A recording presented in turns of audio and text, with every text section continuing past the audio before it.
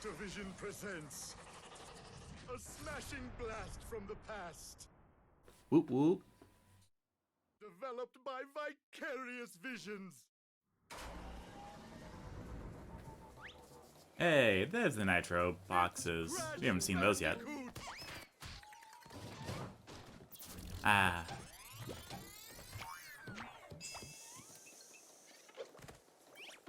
Get in there, Crash. Ah, beautiful, beautiful. Very, very nice. Very good, very nice, nice. Very good, good, nice, nice. And hello, all my sleepy bears. My name is Chronically Blue. Welcome back to some more Crash Bandicoot Insane Trilogy. Today, we are starting Crash Bandicoot 2, Cortex Strikes Back. Cortex strikes back. Someone says like vengeance in the voice there. It's like, this is my revenge. Alright, you know the drill. We're gonna start the game, let the cutscene play, and yeah.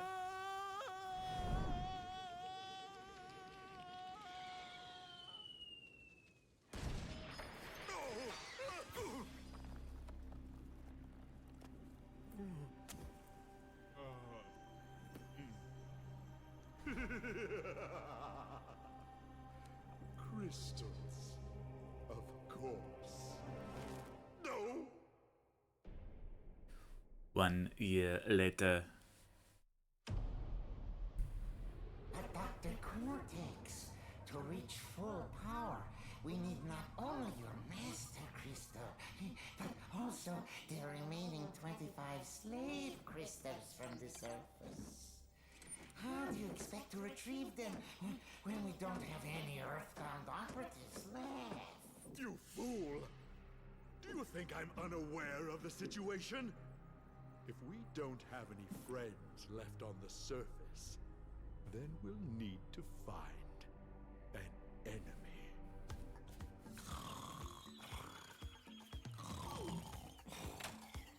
Crash!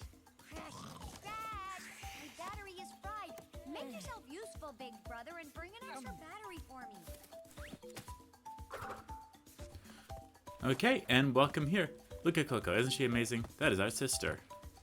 Alright, I would like to say, for one thing, if my laptop battery died, I would not be like so nonchalant. Like, I wouldn't be like, Crash, hey, you know, the battery, it's fried, you know, this stinks. I'd be like, hey, I just lost my progress.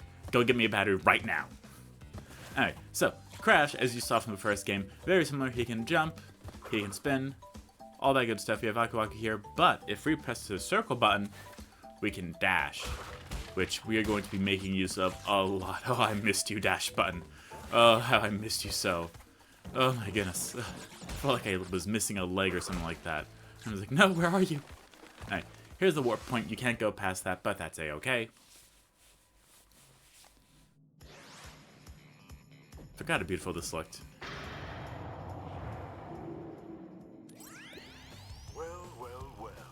If it isn't Crash Bandicoot, welcome. I apologize for the crude means used to bring you here, but I'd rather expect a written invitation would have been turned down. I need your help. Surrounding you are a series of 5 doors. Through each door lies a well-hidden crystal. The crystals look like this. Bring me the crystals, Crash. That is all I will say for now. We will speak again. Huh, that's weird. Anyway, Ancestral Woods. Now, as you know, this is going to be 100% Let's Play. We're going to get all the everythings, to which I'm very excited for. Yumi, my goodness, ooh, I just burped there. But here I have some armadillos. Armadillos keep digging the holes in my backyard. Yeah, you can see how old I am by my references. But there's going to be lots of...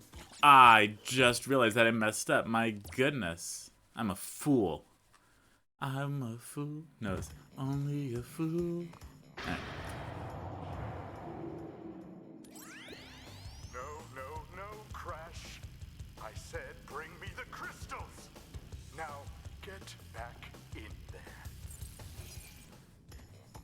I mean, hey, that works. That wasn't intentional, but I'll take it. Okay, as you saw the little note there, be kind to the boxes to get a special gem. may be confused, like, what all does that mean? Well, I'll be happy to tell you. If you go through this level, and this is the only level like this I shall inform you, if we do not break any boxes, we will get a special gem. That's right at the very beginning, right at the very first level, completely different from the very first game. And the reason why this game matters so much to me is because this was the first game that I ever played. The first Crash game I ever played. I remember having the PS2 disc for it because everyone just ignored the glass cases for some reason. They're just like, you know what, it's better to just go through and get rid of the cases and just have a little like CD jacket changer thing with like 15 different CDs in it. And like, hey look, this can hold DVDs too. And PlayStation games. This is great. Horrible for displaying it, but still great. But yeah, that's how you do that little part. Now here, I believe... Ah, man. I was trying to get away from that. It is difficult, but you can do it. At least I believe so. I know you can definitely do it in the first game. What I'm trying to do here is get right over here. Nope, does not look like it is possible. That's okay. It doesn't... It only saves a few seconds, if that. I'm not losing sleep over it, I promise you. But we can go ahead and get this. I'm going to try one more time. Nope, not even possible. Okay, I'm officially done trying. Third time's a charm. Okay, but once we go over here, this door. That beautiful, beautiful door. Here's the blue gem. Beautiful. Looks like a gusher.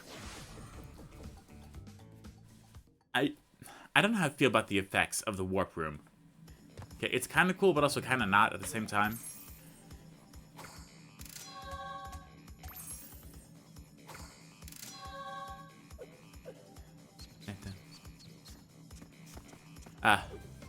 Crash, I missed you so.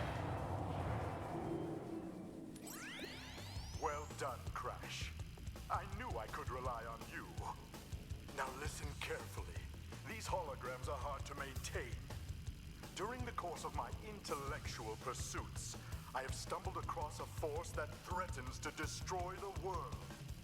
The crystals are the only means of containing it. The fate of the world is at stake. It is imperative, therefore, that you bring them to me. Are you there, Crash? Crash! Crash! Are you there, Crash? Are you there, Crash? Cool. So now I'm going to go back and actually get the box gem this time. You know, as we're supposed to. Yeah, I don't know how I feel about that. But yeah, so you may be wondering what the clock is there for. And I'm going to fully ignore it. To be completely honest with you, that's why I'm just going to absolutely ignore it. But I will be unable to ignore it in the third game. But if you're wondering what it does, I can happily tell you. If you get that thing, what it does is it turns all the boxes into either blank boxes or boxes that are yellow with red numbers on them, such as 1, 2, and 3. And if you hit them, it will freeze the clock for the amount of time that is on the box. Now you may be wondering, what is this for? Well, that is for the time relic. I know, not really cool. Hold on. There we go. Yeah, we can belly flop now. Don't you miss belly flopping? I know I do. Listen, okay, when you play Crash for so long, especially me, okay, and you're used to these, like, controls, even in the Game Boy Advance game, you're like, wait a minute, what do you mean I can't belly flop or dash? You just feel so naked. And it's not fun. So, I'm so glad to have all that back. Please ignore the gigantic plane that is going right over us right now. So that happens when you live near an airport. But hey, the price is pretty low. No, I missed it. That's okay, we can actually go right over here. See? There's always a failsafe. Now, you can go up there if you want, but I like to just dash. Now, this part we have to be very tricky with.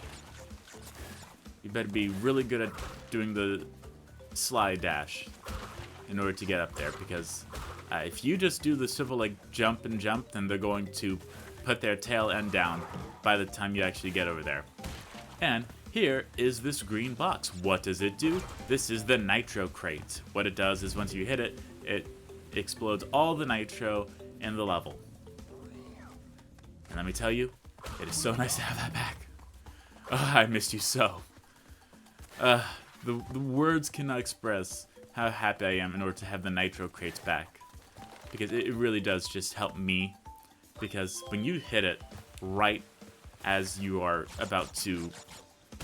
Sorry, let me try that again, this time with thinking before speaking. When you hit it right next to the little end part, and you see that number tally up, and you see it hit 0, and you're just like, oh, and the gem appears, you're just like, it's beautiful, beautiful, really, it's beautiful. It's fantastic, I love it so much. Ah! I apologize if I have a lot of energy. I'm just so happy. This is the one game that, this is my baby. Okay, out of all 3 Crash games, Crash 2 is fantastic because it's not that much time to put in, and you don't have to worry about the stupid relics, but you have all the wonderful moves, and you don't have to worry about any stupid thing in order to prolong the gameplay. That being said, I will still do Crash 3, as you know, but it's just, it's fantastic, I tell you, in order to be playing this game again for all you. Also, there's a box up there. Let's go ahead and try to get that. Okay, we're gonna stand right here actually and wait for this turtle. Boink. There we go, much better. Now, if you're ever wondering if you're missing a box, you can always press triangle. I believe the triangle button is never actually used in this game, so, you know, that's fun. I don't think it's used in any Crash game actually, other than to check the statistics. I could be wrong though, I haven't played Crash to Insanity, which I hear is kind of a game-ish. I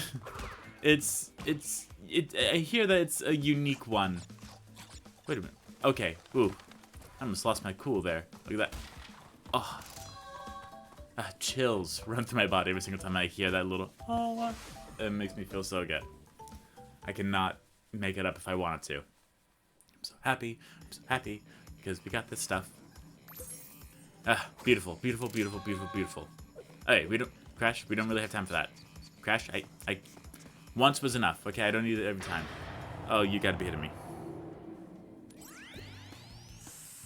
So, you are helping Cortex gather crystals, yet you have acquired a gem. Interesting. Well, Crash, know this. As long as you are allied with Cortex, you are my sworn enemy, and I will do anything in my power to stop you. If the fate of the world is truly your concern, you must gather the gems, not the crystals. If you obtain all 42 gems, I can use them to focus a laser. Yes, a laser beam that will destroy Cortex and the space station he has created. Until then, I must use my forces to stop you from gathering crystals.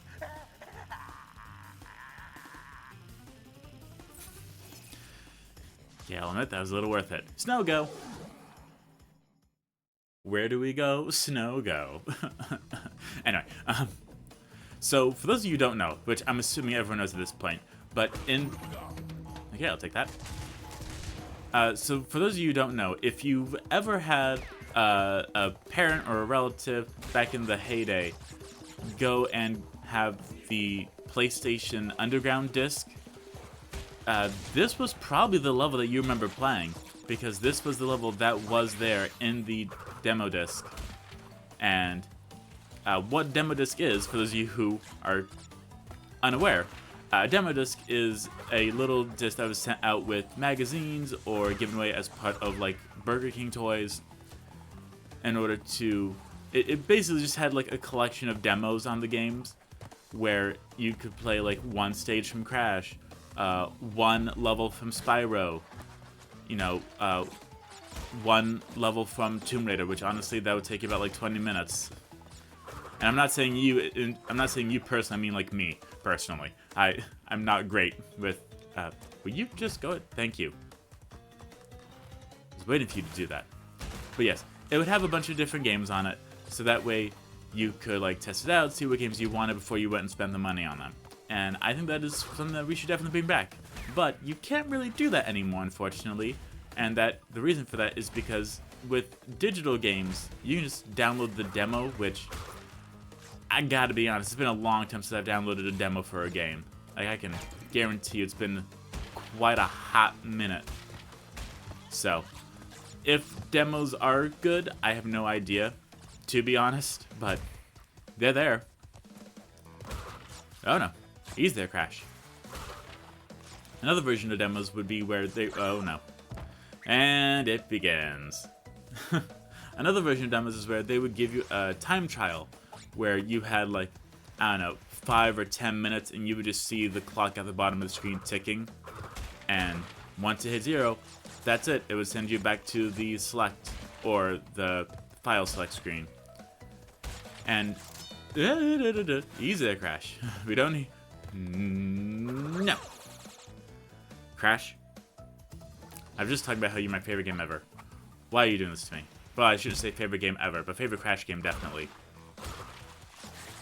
Okay, you can also dash on the ice. Yeah, you know, the ice. The ice.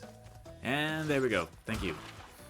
Trying to not make everyone wait here for 1,000 years. But yes, I was saying there was little trials, and the reason why I know about this is because, well, demo discs went as far back as the Xbox 360, actually. I remember one of my relatives getting little Xbox magazine discs, and you put them in, and you could play like 5 or 6 different demos of games, see like trailers for upcoming games, and just try it to see if you really liked it before you bought it. But, you know, then everyone incentivized, you know, going through and just getting the game outright with like day 1 editions and all this, that, and the other. And yes, don't forget to hold jump right up there in order to get these 2 boxes. If you do, sorry, if you don't, I should say, first off, you'll be very sad. Second off, you're unable to. So yeah, just so you know. Out of the way. 1, 2, 3, 4, 5. 1, 2, 3. 1, 2, 3, 4, 5. That's right, I'm fantastic. You don't have to tell me, I already know. Yes, I did die there twice, but we ignore that. Woink. Up and away.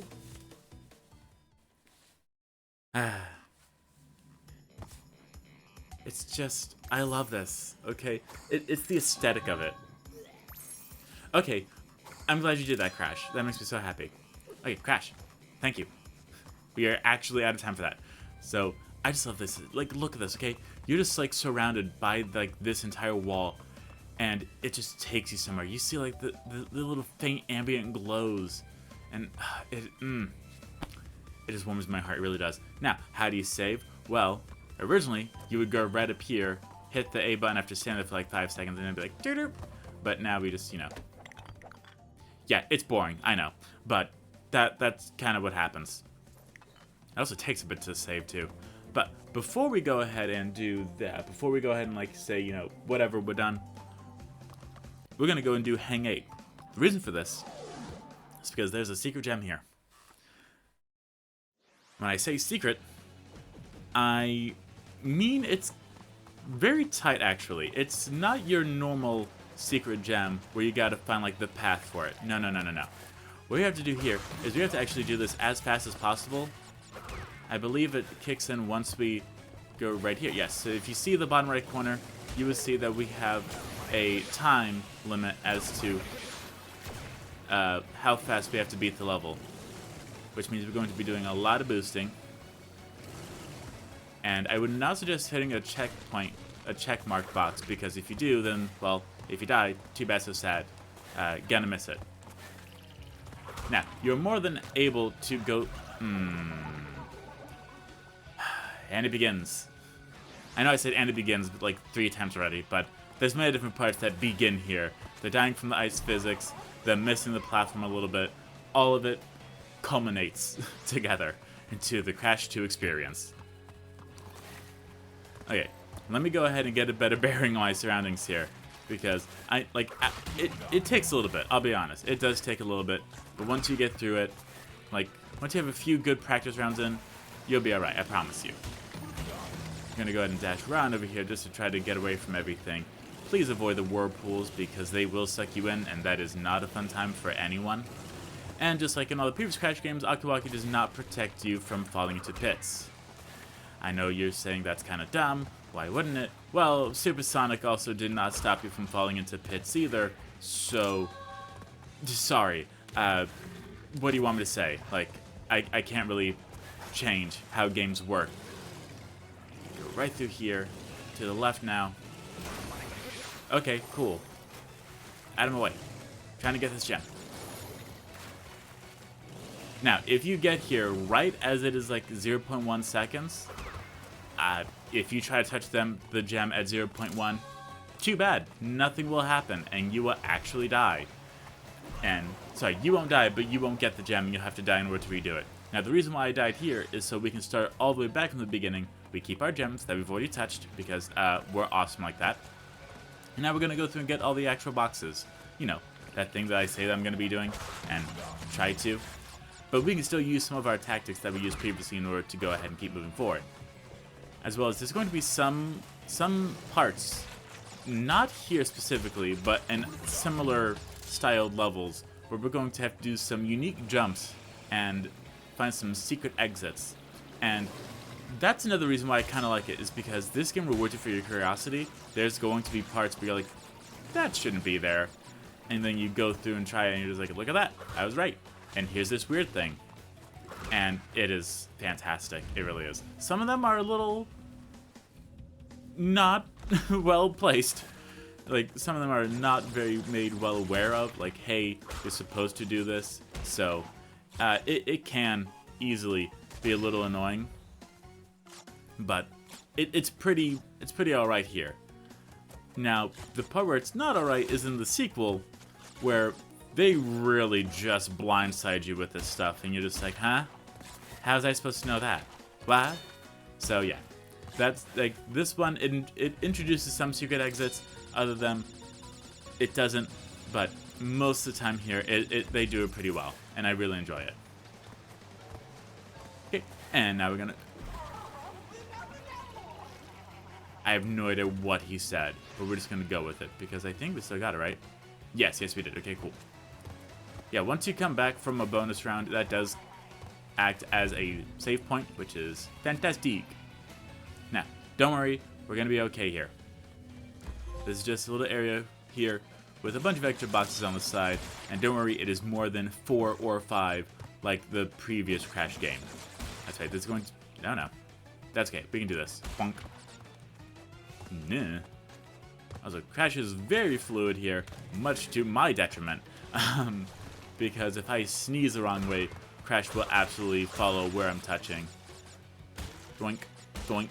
There we go. Right over here, get that checkpoint. That's okay, that's why we got the checkpoint. And here's where it's going to be a little annoying, I'll be honest. And the reason why it's annoying is because we have to go ahead and get this little exclamation point box up here in order to make the ones behind us regenerate. It's fine. I have grown my patience since I was a teenager, and so I am quite alright with this constant dying. Speaking of growing since I've been a teenager, we recently started watching Chicago Med. No spoilers, I promise. But, my goodness. Like, I never understood why people were, like, so infatuated with Law and Order.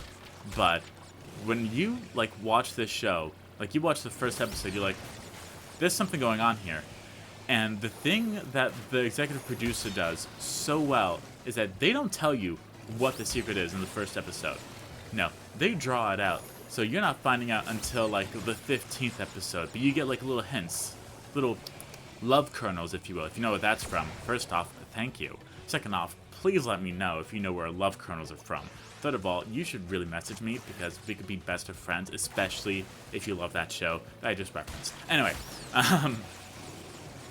it's so unique how it's done, and it's so courageous, I guess, for lack of a better term, because it does stuff that that's gonna happen a lot, just so you know. We're gonna be doing a lot of death here. How many lives do we have? Okay, we're 11, we're fine. But it does stuff, like, they do a thing on a person that I never seen done before. I'm just like, wow, that's, ooh, they must have had to like fight to get that in here, because I've never seen someone go and do that before. So I was like, that's insane. Like, I had no idea that they were able to do that. And I know I'm not giving details again. That's because I said no spoilers, but it's so unique. And I know that they are just the executive director, okay? I know that doesn't really, like, they control where the camera is and how that works, and I completely get that, absolutely. I know that they are not the ones that wrote the script, but they like, it's somehow something, like, in the brain of this executive director, producer, whatever, that's just like, we're gonna have this camera stand there for, like, almost an uncomfortably long amount of time, and then just stop it.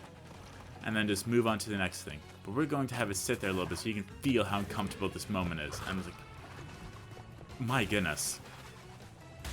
And of course, you know, with my spouse, I'm like, okay, well, we can just watch one more, and then I really have to go and do something. They're like, okay, one more. And then, of course, you know, one more becomes two more, becomes three more, becomes four more, becomes it's midnight. And now I have to, like, stay awake until, like, 2 a.m. in order to finish the stuff that I want to do.